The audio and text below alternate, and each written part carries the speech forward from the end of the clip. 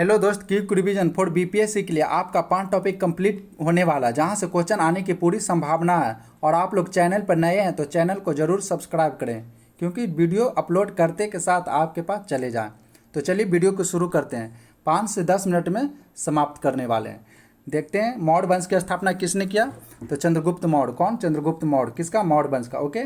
Justin ने चंद्रगुप्त मौर्य को क्या कहा? सेंड्रोकोट। क्या? सेंड्रोकोट। ओके। चलिए नेक्स्ट देखते हैं। मुद्रा राक्षस में चंद्रगुप्त मौर्य के लिए क्या कौन सा शब्द प्रयोग हुआ? ब्रिसल। कौन सा शब्द? ब्रिसल। ओके। चलिए नेक्स्ट। चनाक जो था चंद्रगुप्त मौर्य का प्रधानमंत्री था। कौन था? प्रधानमंत्री। ओके। चलिए नेक्स्ट देखते हैं। चनाक द्वारा लिखित अर्थशास्त्र राजनीतिक से संबंधित था। किससे? राजनीतिक से। ओके। चलिए अब नेक्स्ट देखते हैं। चंद्रगुप्त मौर्य ने 305 ईसा पूर्व में, कब? 305 ईसा पूर्व में सेल्यूकस निकेटर को हराया था। किससे? सेल्यूकस निकेटर को हराया था। ओके। नेक्स्ट देखते हैं। सेल्यूकस निकेटर का राजदूत मेगास्थनीक चंद्रगुप्त मौर्य के दरबार में आया था। किसके दरबार में? चंद्रगुप्त मौर्य के दरबार में आया। ओके। इंडिका पुस्तक की रचना किसने की? मेगास्थनीक। किसने? मेगास्थनीक। ओके। चलिए नेक्स्ट। चंद्रगुप्त मौर्य जैन धर्म के अनुयायी था। किससे मानता था? जैन धर्म का। और ये शिक्षा जो लिया भद्रबाहु से। किससे? भद्रबाहु से शिक्षा लिया था। ओके। चलिए अब नेक्स्ट देखते हैं। चंद्रगुप्त मौर्य का उत्तराधिकारी कौन था? बिंदुसार। कौन? बिंदुसार। बिंदुसार का किस किस नाम से जाना जाता है? चलिए देखते हैं। अमित्रघात के नाम से जानता, वायु पुराण में भद्रसार के नाम से जानता है, और जैन धर्म में सिंह सेन के नाम से जानते हैं। किससे? जैन धर्म में सिंह सेन के नाम से, वायु पुराण में भद्रसार के नाम से, अमित्रघात के नाम से बिंदुसार को जानते हैं। और बौद्ध विद्वान तारानाथ ने बिंदुसार को 16 राज्यों का विजेता बताया। किसे? 16 राज्यों का विजेता बताया। ओके। चलिए अब नेक्स्ट देखते हैं। बिंदुसार का उत्तराधिकारी अशोक हुआ। कौन हुआ? अशोक। 269 ईसा पूर्व में मगध की राजगद्दी पर बैठा। कौन बैठा? अशोक। ओके। अपने राज अभिषेक के समय यह अवंती का राज्यपाल था। कौन था? अशोक। ओके। चलिए अब नेक्स्ट देखते हैं। पुराणों में अशोक को क्या कहा जाता है? अशोक वर्धन। क्या? पुराणों में अशोक को अशोक वर्धन कहा जाता है। अब नेक्स्ट देखते हैं। मास्की तथा गुजरा। क्या? मास्की तथा गुजरा अभिलेख में इसका नाम अशोक मिलता है। आपसे पूछेगा अशोक का नाम अशोक किस में मिलता है? मास्की तथा गुजरा अभिलेख में। ओके। चलिए भाब्रू। क्या? भाब्रू अभिलेख में अशोक ने स्वयं को मगध का सम्राट बताया। क्या? मगध का सम्राट बताया। किस में? भाब्रू में। ओके। चलिए अब नेक्स्ट देखते हैं। अशोक ने अपने राज अभिषेक के 10वें वर्ष बोध गया गया, और 20वें वर्ष कहाँ गया? लुम्बिनी। और लुम्बिनी कहाँ है? नेपाल में। कहाँ? नेपाल में। ओके। चलिए अब नेक्स्ट देखते हैं। 261 ईसा पूर्व, कब? 261 ईसा पूर्व में कलिंग पर आक्रमण कर उसकी राजधानी तोसली पर अधिकार किया था। किसने किया था? अशोक ने किया। कब आक्रमण किया? 261 ईसा पूर्व। किस पर आक्रमण किया? तोसली पर, और अधिकार कर लिया। ओके। चलिए अब नेक्स्ट देखते हैं। इसने उपगुप्त, किससे? उपगुप्त बौद्ध भिक्षु से बौद्ध धर्म की दीक्षा ली। कौन? अशोक लिया। कौन? अशोक। ओके।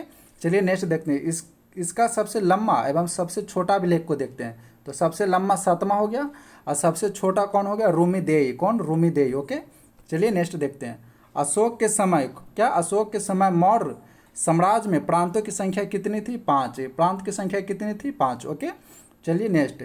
इसने भारत में सर्वप्रथम शिलालेखों का प्रचलन किया। आपसे पूछेगा शिलालेखों का प्रचलन कौन किया? अशोक ने किया।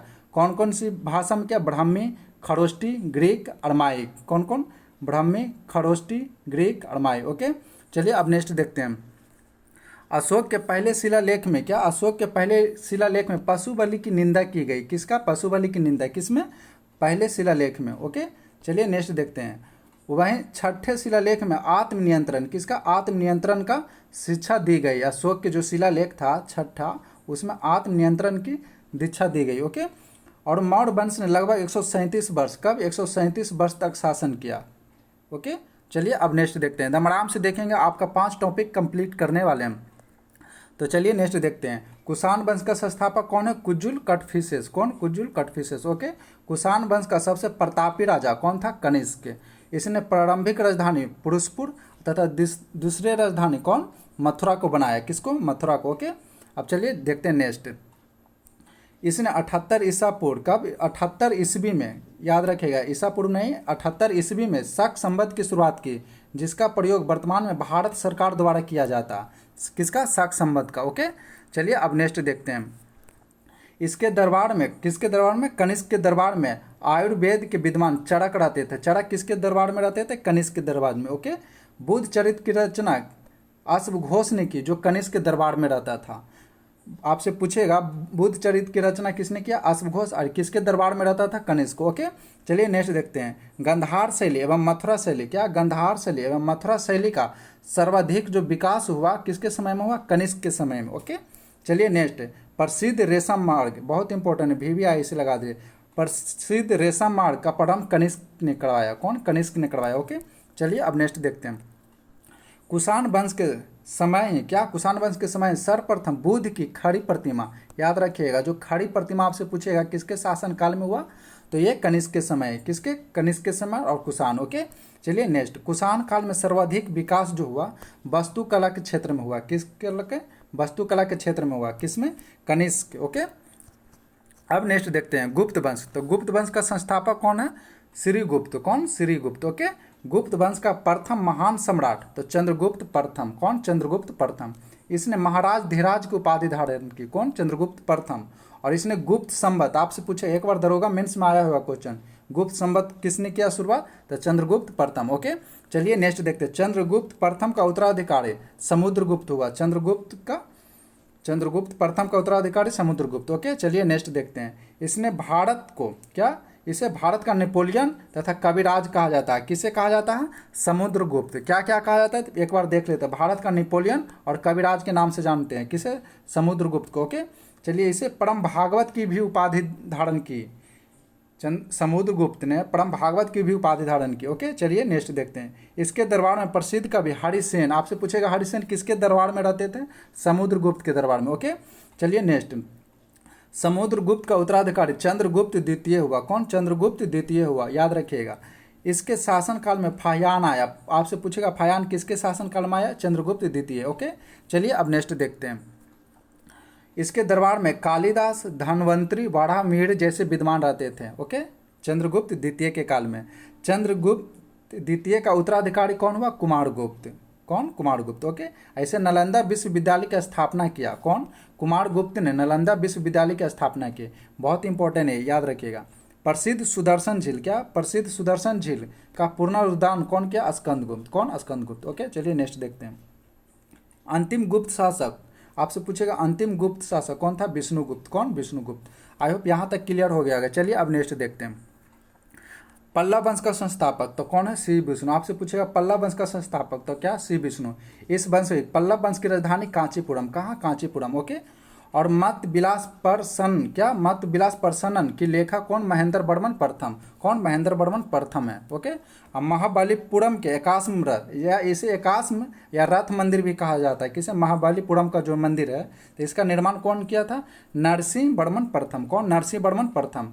किसका, एकाश्म मंदिर या रथ मंदिर, तो नरसिंह वर्मन प्रथम। ओके, चलिए बतापी कोट की उपाधि भी धारण किया था, कौन, नरसिंह वर्मन प्रथम, कौन, नरसिंह वर्मन प्रथम।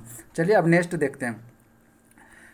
कांची में जो कैलाशनाथ मंदिर है, क्या, कांची में जो कैलाशनाथ मंदिर का निर्माण कौन किया था, नरसिंह वर्मन द्वितीय किया था, कौन, नरसिंह वर्मन द्वितीय। ओके, और 10 कुमार चरित्र, क्या, 10 कुमार चरित्र के जो लेखक है कौन, दांडी, इन्हीं के दरबार में रहते थे, किसके, नरसिंह वर्मन द्वितीय, नरसिंह वर्मन द्वितीय। ओके, चलिए अब नेक्स्ट देखते हैं। चोल वंश के संस्थापक कौन है, विजयालय, कौन, विजयालय, किसका, चोल वंश का। ओके, इस वंश की राजधानी कहाँ से, तंजावुर या तंजौर कभी कभी देता है। ओके, याद रखिएगा।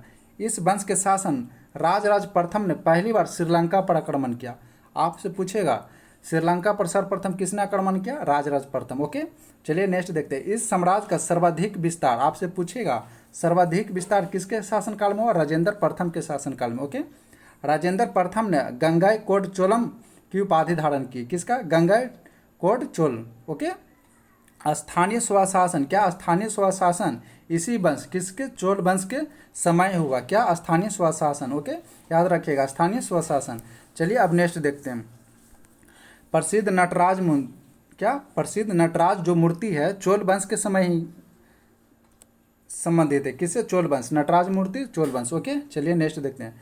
राष्ट्रकूट वंश का जो संस्थापक है दंतीदुर, कौन, दंतीदुर, किसका, राष्ट्रकूट का संस्थापक दंतीदुर। ओके, इस वंश का राजधानी कहाँ था, मानखेट, कहाँ, मानखेट। ओके, इस वंश के प्रमुख शासक थे कृष्ण प्रथम, कृष्ण द्वितीय, अमोघ वर्ष, ये सब याद रखिएगा। अब एलोरा में कैलाश मंदिर, कहाँ, एलोरा में कैलाश मंदिर, तो कैलाश मंदिर का निर्माण किसने किया था, कृष्णा प्रथम ने, किसने, कृष्णा प्रथम ने करवाया था। और त्रिपक्षीय संघर्ष में इस वंश के शासक ध्रुव ने कनौज पर अधिकार हेतु पाल वंश तथा प्रतिहार को हराया था। किसे किसे हराया था? पाल वंश को और प्रतिहार वंश को, दोनों को हराया था। किसने? ध्रुव ने। ओके, चलिए अब नेक्स्ट देखते हैं। प्रसिद्ध कन्नड़ पुस्तक, क्या प्रसिद्ध कन्नड़ पुस्तक कवि राजमार्ग की स्थापना किसने किया? अमोघवर्ष। किसने? अमोघवर्ष। ओके, चलिए अब नेक्स्ट देखते हैं। पाल वंश के संस्थापक कौन था? गोपाल। किस पाल वंश का संस्थापक पूछेगा आपसे? गोपाल। ओके, और इस वंश का राजधानी जो था बिहार में मुंगेर था। कहाँ? बिहार में मुंगेर। ओके, अब चलिए नेक्स्ट देखते हैं। प्रसिद्ध उदंतपुरी विश्वविद्यालय का स्थापना गोपाल ने किया था। कौन किया था? गोपाल ने। ओके, इस वंश के शासक देवपाल ने उदंतपुरी, क्या उदंतपुरी में बौद्ध मठ का भी निर्माण करवाया था। किसका? बौद्ध मठ का। ओके, चलिए अब नेक्स्ट देखते हैं। देवपाल ने, किसने? देवपाल ने जावा में शैलेंद्र वंशीय शासक बालपुत्र देव के अनुरोध पर नालंदा में बौद्ध मठ के निर्माण हेतु 5 गांव दान दिए था। कौन दिया था? शैलेंद्र शासकीय बालपुत्र के अनुरोध पर नालंदा में बौद्ध विहार के निर्माण 5 गांव दिया था। कौन? देवपाल। ओके, ये सब याद रखिएगा, भी आए। गीत गोविंद के लेखक कौन थे? जयदेव। गीत गोविंद का लेखक जयदेव। और ये किसके दरबार में रहते थे? लक्ष्मण सेन। लक्ष्मण सेन। ओके, चलिए अब नेक्स्ट देखते हैं। लोहार वंश का स्थापना किसने किया था? संग्रामराज। कौन? संग्रामराज। ओके, अब प्रसिद्ध राज तरंगिणी की रचना कलहन द्वारा। किसके द्वारा? कलहन द्वारा। ऐसे ही वीडियो आप तक लाते रहेंगे। तो चलिए आज तक यहीं